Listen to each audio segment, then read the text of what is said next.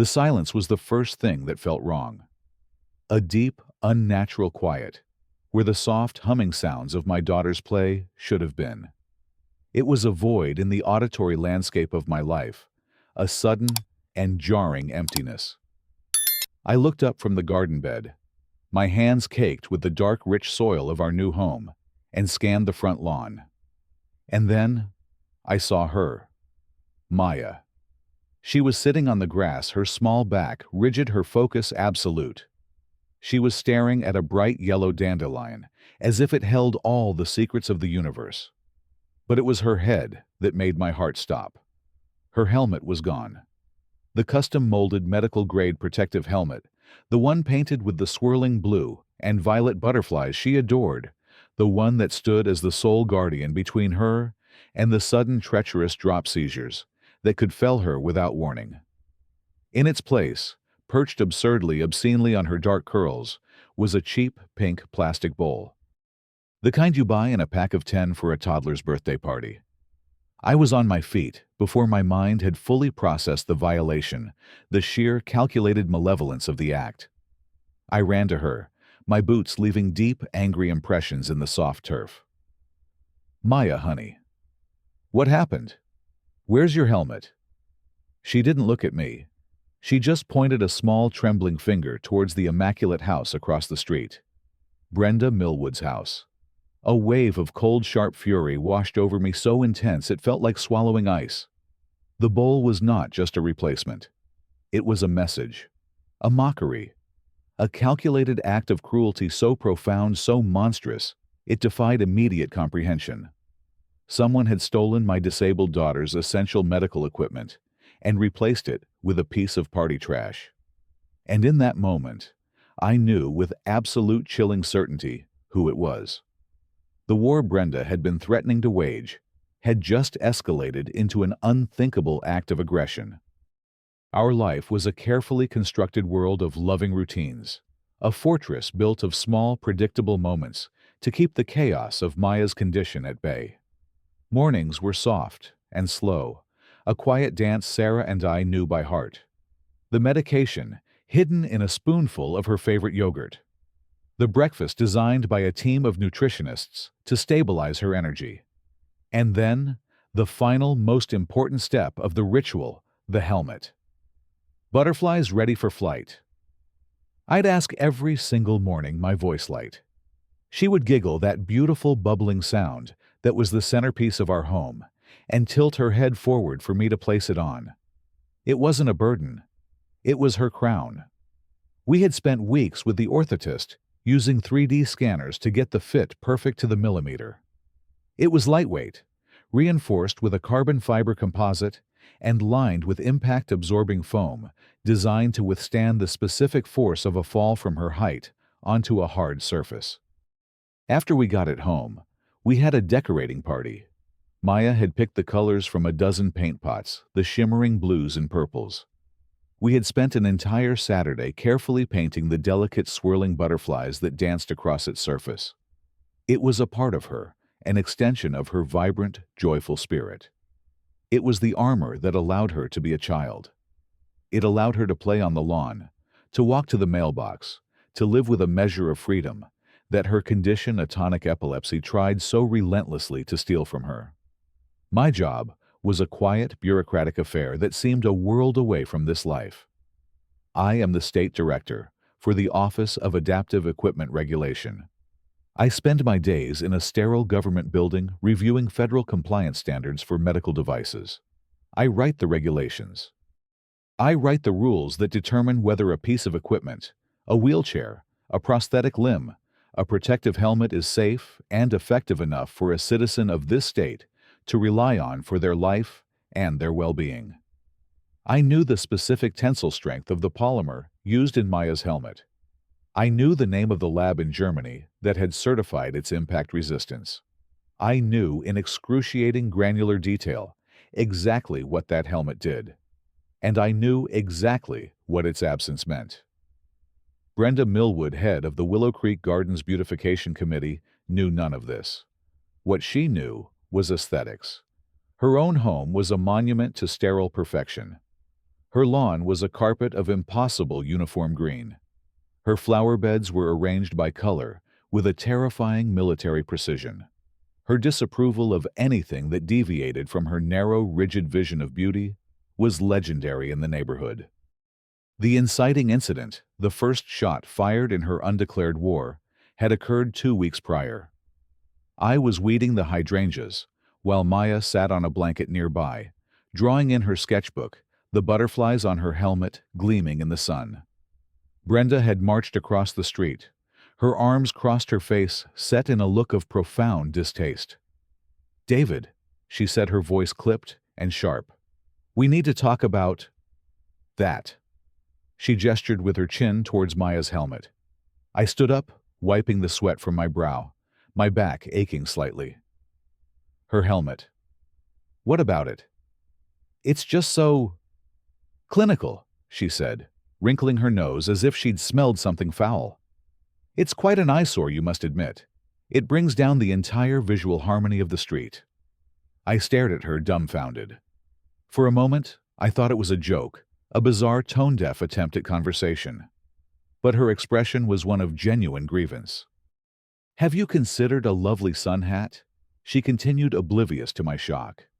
"Perhaps something in a nice pastel. It would be so much more appropriate for the setting."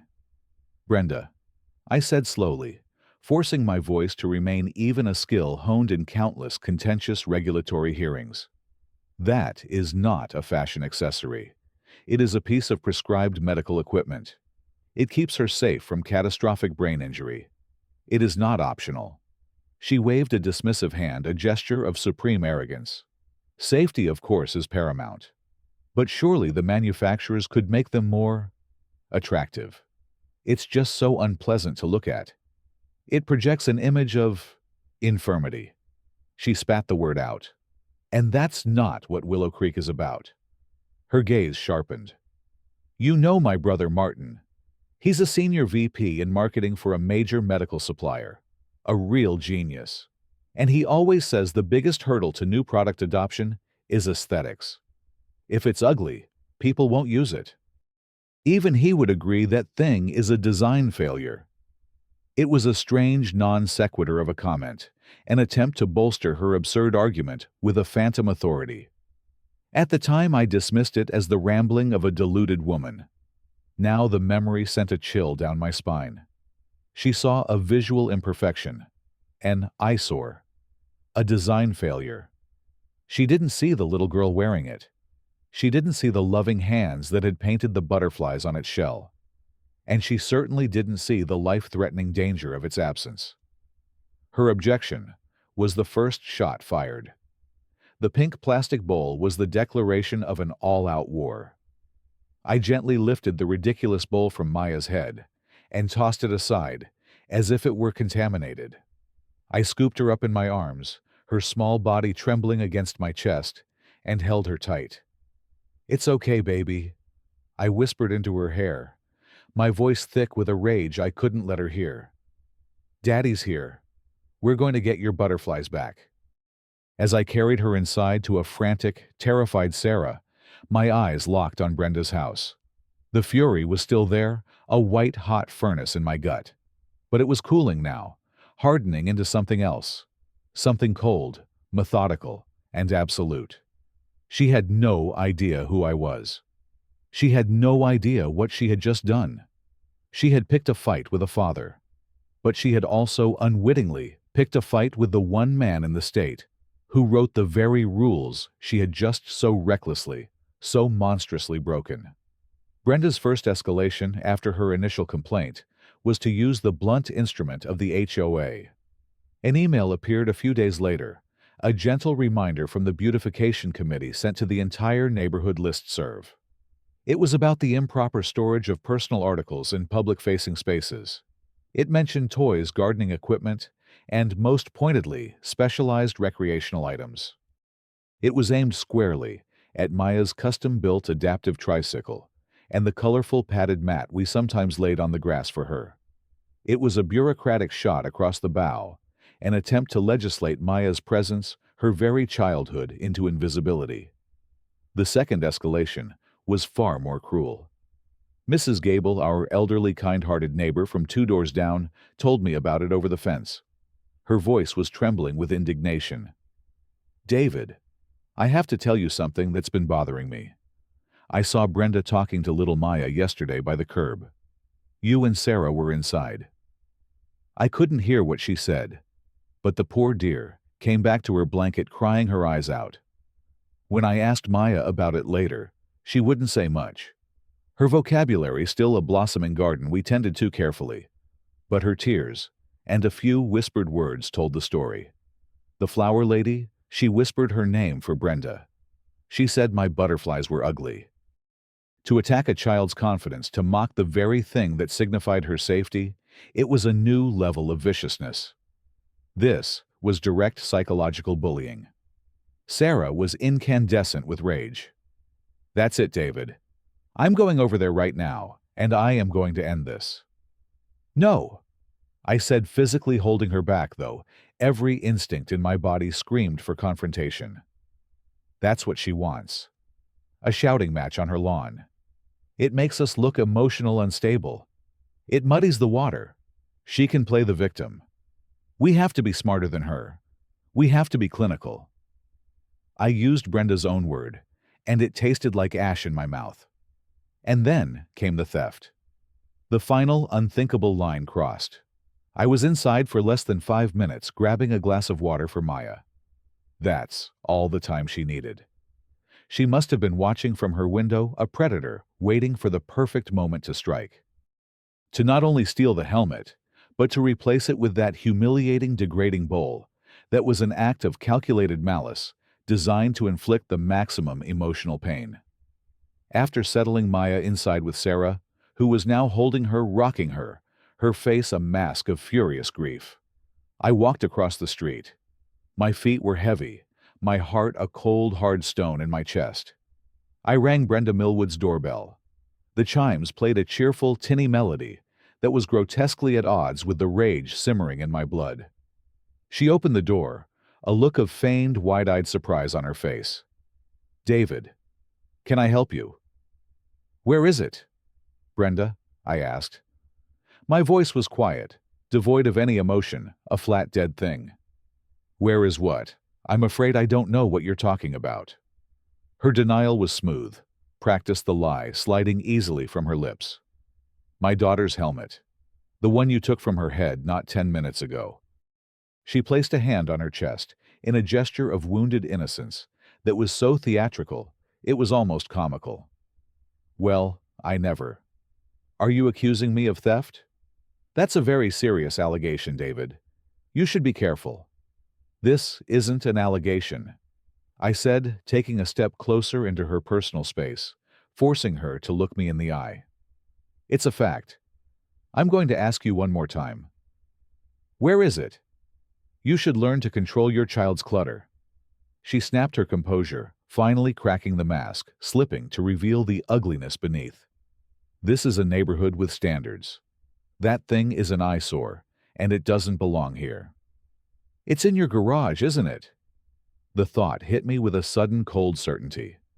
She wouldn't have brought it into her pristine house. You took it straight there, to the trash. The flicker of pure panic in her eyes was all the confirmation I needed.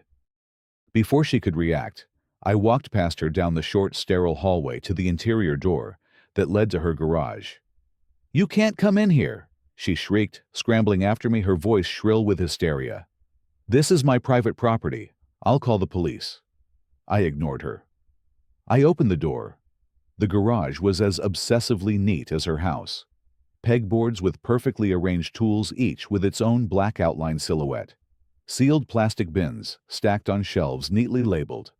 And next to a pristine white luxury sedan sat 2 large empty trash cans ready for collection day. I walked to the first one and lifted the heavy plastic lid. There it was, lying on top of a bag of grass clippings. My daughter's helmet, her butterflies, her safety, her freedom, her joy discarded like garbage. I reached in and lifted it out, my fingers tracing the familiar painted wings. The smell of cut grass clung to it. I turned and faced her holding it. The look on her face was not remorse. It was not shame. It was the raw, unadulterated fury of being caught. I was going to dispose of it properly. She hissed, her voice a venomous whisper. It's a hazard. It doesn't belong. At that exact moment, a new voice cut through the tense, toxic air. Is everything all right over here? It was Mrs. Gable. She stood on the edge of Brenda's driveway, her gardening gloves still on her face, a mask of concern. I saw you come over, David. I was worried. I saw Brenda approach Maya earlier, right before you came out and found her. Brenda's face went white. A witness. A credible, unimpeachable, beloved neighborhood witness. I held up the helmet. I found what was stolen, Mrs. Gable. Thank you for your concern. You're a good neighbor. I emphasized the last word, and its meaning was lost on no one. I walked out of the garage past Brenda, who stood frozen in her doorway, like one of her own garden statues, past Mrs. Gable, who gave me a look of profound sympathy, and back towards my own home, the helmet held securely in my hands. The first battle was over. I had retrieved the objective. But now the real war was about to begin. And I was going to fight it on my own turf, with my own weapons, regulations, statutes, and the full crushing weight of the law she had so arrogantly ignored. This was no longer a neighborhood dispute. It was a crime.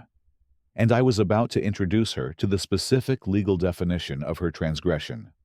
The file I opened on Brenda Millwood was not an HOA complaint. It was a formal case file prepared with the same meticulous rigor I would use for a state-level investigation. I had the physical evidence, the recovered helmet, and the mocking pink bowl. I had a signed, notarized witness statement from Mrs. Gable. And I had my own expertise. I knew the exact statute Brenda had violated. It was a law I had personally helped draft 2 years ago after a tragic incident involving a faulty wheelchair lift. Section 4, subsection B of the State Medical Device Act, which made the theft or intentional disabling of critical assistive equipment a Class C felony. But a direct assault via the legal system felt too simple. It wouldn't address the why. The sheer extremity of her actions felt disproportionate, even for a woman as obsessed and prejudiced as Brenda. There was a zeal to her cruelty that felt like it was fueled by something more than a simple desire for neighborhood perfection. The offhand comment about her brother, the medical marketing genius, echoed in my mind. I started to dig. My first move was to try and leverage the HOA. I requested a formal meeting with the president, a man named Arthur Peterson, a retired accountant, who always seemed more interested in the association's financial statements than in its residents. We met in the soulless community clubhouse. I laid out the facts calmly and presented a copy of Mrs. Gable's statement. Peterson read it, his face impassive. He took off his glasses and polished them. David, he said, his voice oozing a patronizing calm. This is a serious accusation. But it's a he said, she said situation.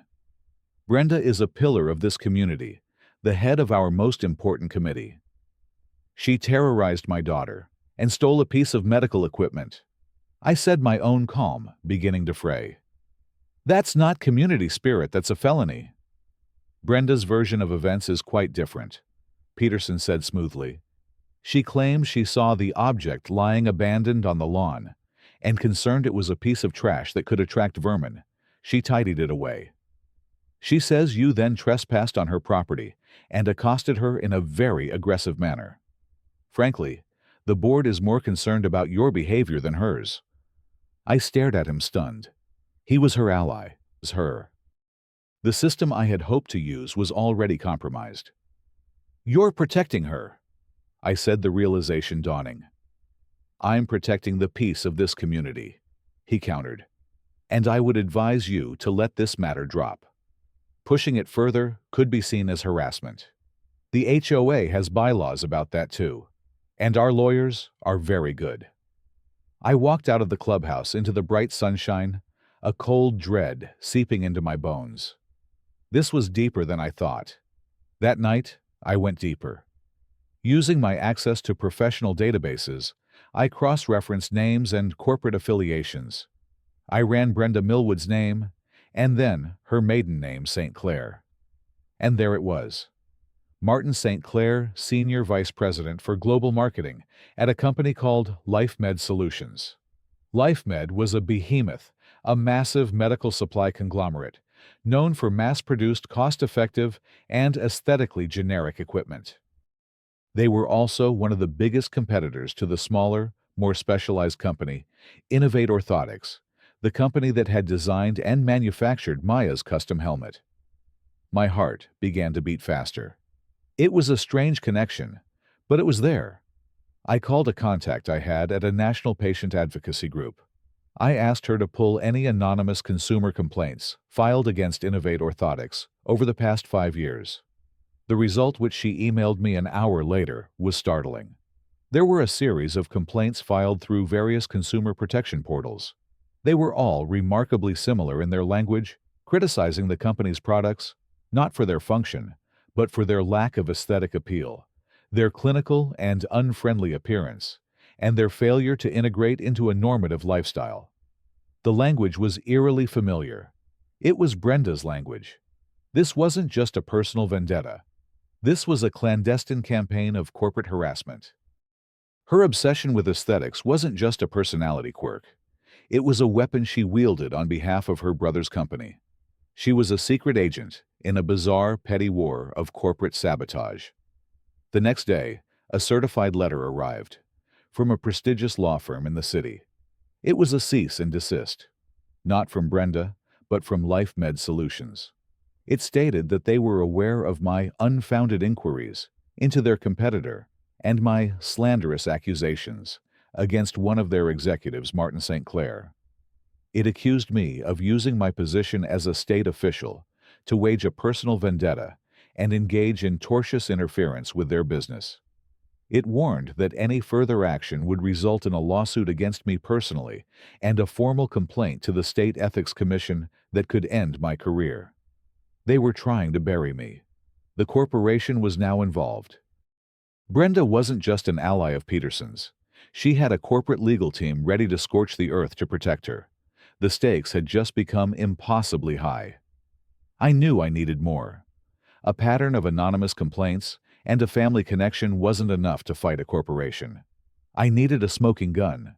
I needed something physical, something undeniable that linked Brenda, her brother, and this conspiracy together. And I knew where I had to look. My mind went back to the garage, to the pristine, organized shelves. As I had turned to leave with the helmet, my eyes had swept the room. On a workbench in the back corner, under a dim fluorescent light, I'd seen a cardboard box. It was a shipping box from Innovate Orthotics, the company that made Maya's helmet. Why would Brenda have a box from them? At the time, I was too enraged to process it. Now it was the only thing I could think about. I had to go back. The thought was terrifying. It was illegal. It was reckless. But they had left me no other choice. They had threatened my daughter, my family, and my career. They thought they had me cornered. They were wrong. I spent 2 days watching her house, my heart pounding with a mixture of fear and grim determination. I learned her routine: morning walk with the dog, midday trip to the nursery, afternoon tea. Thursday was her garden club day. She left at 1:30 p.m. and was always gone for at least 2 hours. That was my window. The day of my hands were shaking so badly I could barely grip my coffee cup. Sarah watched me, her face pale. "David, this is crazy. Let's just go to the police with what we have. They'll bury us in legal fees and ethics complaints," I said, my voice low. "The system is compromised. Peterson and her corporate lawyers will tie it up for years. I need something they can't deny. I have to do this." At 1:35 p.m., her white sedan pulled out of the driveway. I waited 10 minutes, my heart a drum against my ribs. I put on a pair of thin leather gloves. I didn't break in. I walked around to the back of the house. I knew from my initial walk around of the neighborhood that she, like many others, kept a spare key under a fake rock by the back patio. It was a risk, a huge one, The key was there. Letting myself into her pristine, silent house felt like a profound violation. The air smelled of lemon polish and potpourri. It was cold, sterile, and lifeless. I went straight to the garage door. The garage was just as I remembered it. The box was still on the workbench. My hands trembling, I opened the flaps. It wasn't a helmet. It was a set of custom-made pediatric leg braces. They were bright red with hand-painted yellow lightning bolts on them. Tucked inside was a packing slip. The name on it was Daniel Rosedale. The address was in a suburb 50 miles away. Beneath the braces was a manila folder. I opened it. My blood ran cold. Inside were printouts of property records for the Rosedale family. Photos of their house. Photos clearly taken from a distance of a small boy with red leg braces playing in his yard. And then drafts. Drafts of anonymous complaints to consumer portals about the garish and unsightly appearance of Innovate Orthotics leg braces.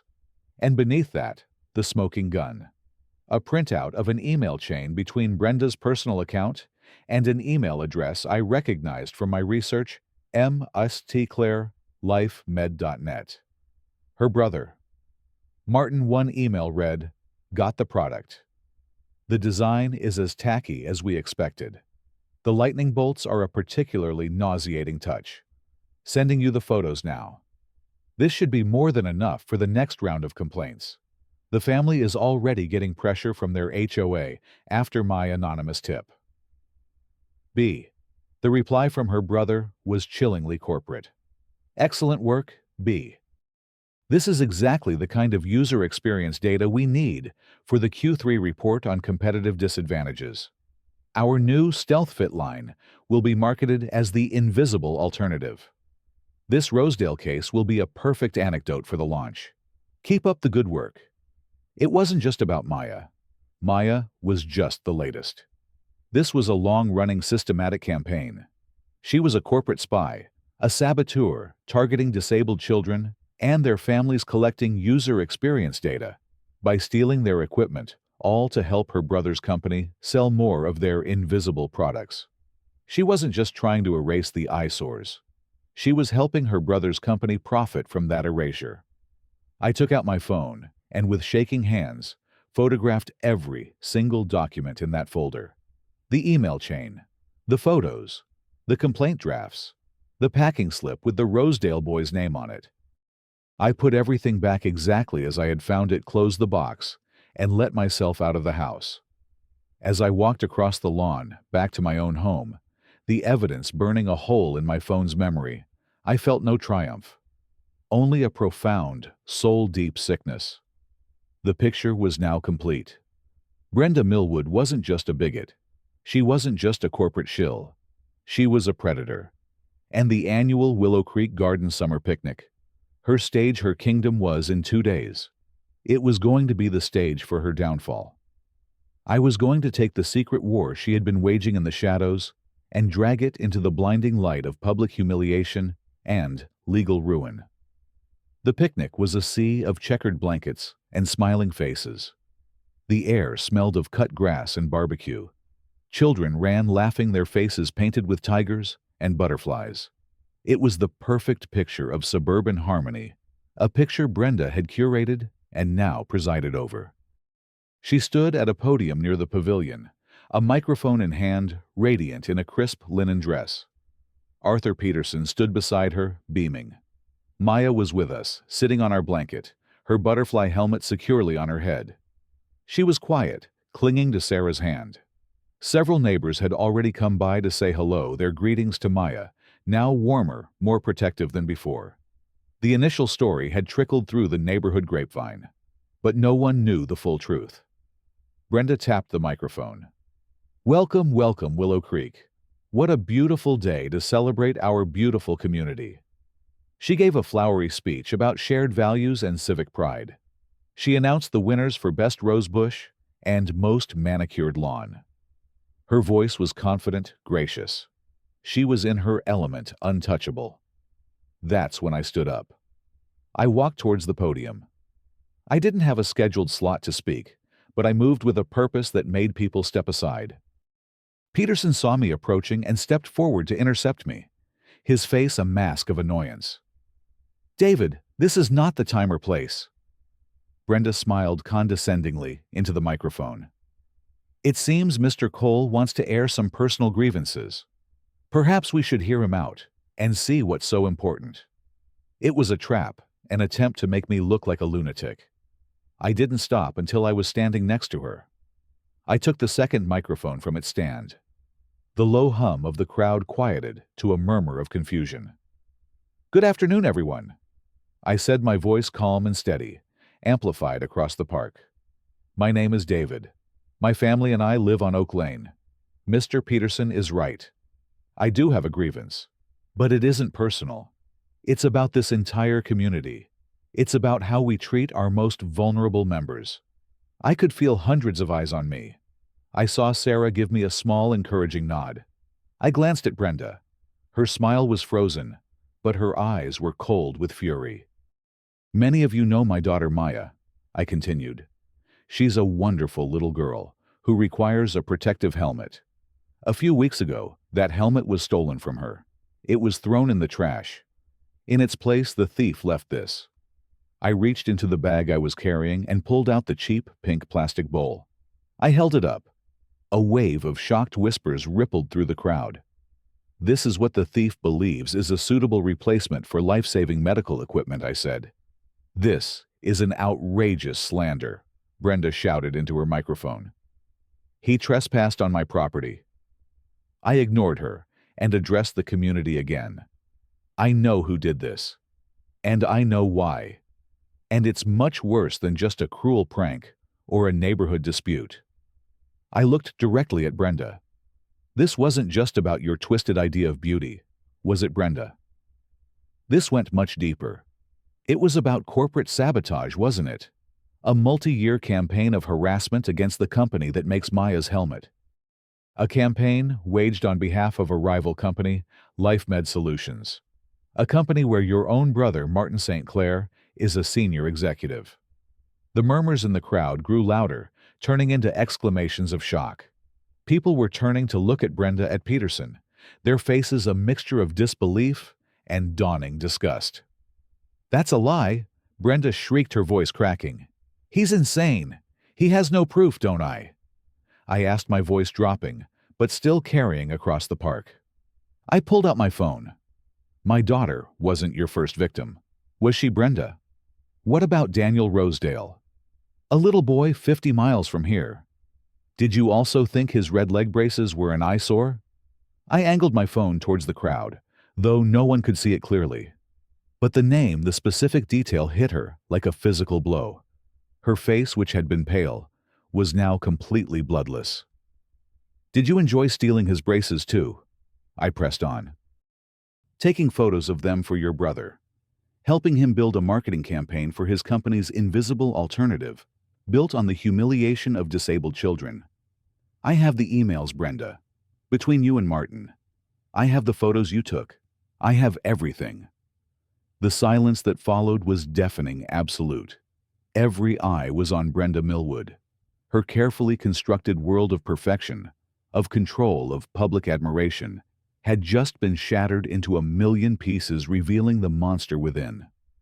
Arthur Peterson looked like he was about to have a heart attack.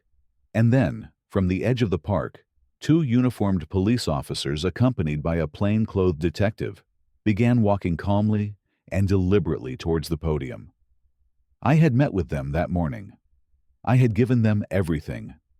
They were not here to investigate. They were here to make an arrest. The queen of the picnic was about to be dethroned. The collapse of Brenda's world was total. The arrival of Detective Miller, who I had briefed personally, turned the spectacle into an official proceeding. "Brenda Millwood." The detective's voice was calm but firm. "You are under arrest for felony theft of assistive medical equipment, conspiracy, and multiple violations of corporate espionage statutes. Please put your hands behind your back." She didn't struggle. She simply crumpled a hollowed-out version of the imperious woman from moments before. The picnic ended. The HOA board was dissolved in disgrace, Peterson resigning before he could be removed. The story of the Willow Creek conspiracy became a regional sensation.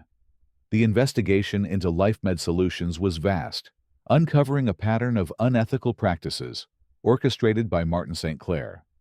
He and Brenda were both convicted, their secret war ending in public ruin and prison sentences. The Rosedale family, contacted by the DA's office, joined a massive class action lawsuit that cost LifeMed hundreds of millions. But the most profound changes happened in our own backyard. The Maya Initiative was born. The community, shamed into action, raised funds to build a state-of-the-art accessible playground in the park. The new HOA, led by a group that included a repentant and energized David Chen from the house next door, rewrote the bylaws to include explicit protections for all residents. The stigma that had followed Maya vanished. People saw her now. They saw her helmet not as an eyesore, but as a symbol of the community's failure and its subsequent redemption. Children would run up to her, admiring her butterflies. Months later, on a bright autumn afternoon, I sat on a bench watching Maya at the new playground. Her butterfly helmet was covered in new stickers, ladybugs, stars, and flowers given to her by her friends. She reached the top of a small slide and looked over at me, her face breaking into a radiant, joyful smile, before she pushed off, her laughter echoing in the crisp air. Sarah sat beside me, wrapping her arm around mine. The park was full of families, the atmosphere light and joyful. We had faced down an ugliness that hid behind a mask of perfection, and had found something truly beautiful on the other side. Watching my daughter safe, happy, and surrounded by a community that finally truly saw her, I felt a profound sense of peace. The fight had been harder than I could have ever imagined, but the victory was sweeter than I had dared to hope. It was in every laugh that echoed across the playground, in every act of acceptance, in the simple, perfect sight of a little girl with butterflies on her helmet, free to just be a kid. And in that moment, I knew we were truly home.